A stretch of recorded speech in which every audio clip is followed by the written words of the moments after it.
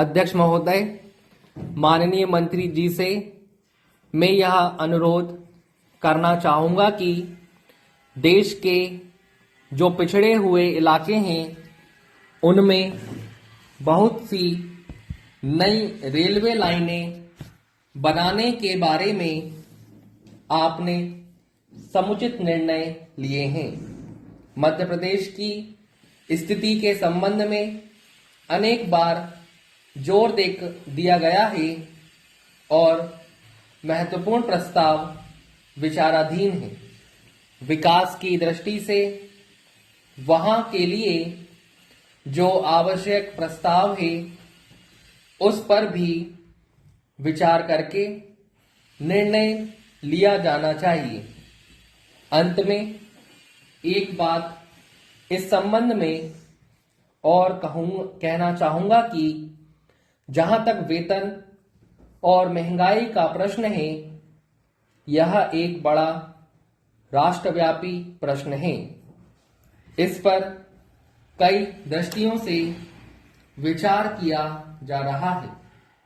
वेतन का काम की मात्रा से संबंध स्थापित किया जाना चाहिए। दुनिया के अन्य जो प्रगतिशील देश हैं उन्होंने भी इस नीति को अपनाया है। महंगाई और बढ़े हुए वेतन का कोई अंत नहीं है। महंगाई बढ़ती जाती है तथा समस्याएं भी बढ़ती जाती है। इससे देश में हर प्रकार की परेशानी, हड़तालें और रुकावटें पैदा होती हैं।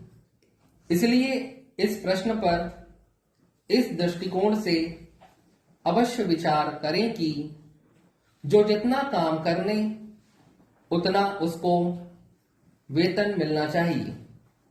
अगर इस पद्धति को अपनाया गया तभी हम इस समस्या का मुकाबला कर सकेंगे। मैं आपका अधिक समय नहीं लेना चाहता। मंत्री महोदय से मैं निवेदन करना चाहता हूं कि आपको देश की पूरे राष्ट्र की ओर जनता की परेशानी और सुरक्षा की ओर ध्यान देना है। हड़तालों के कारण सभी को कठिनाई का सामना करना पड़ता है। एक यात्री अपने घर से अपने मुकाम पर पहुंचने के लिए निकलता है।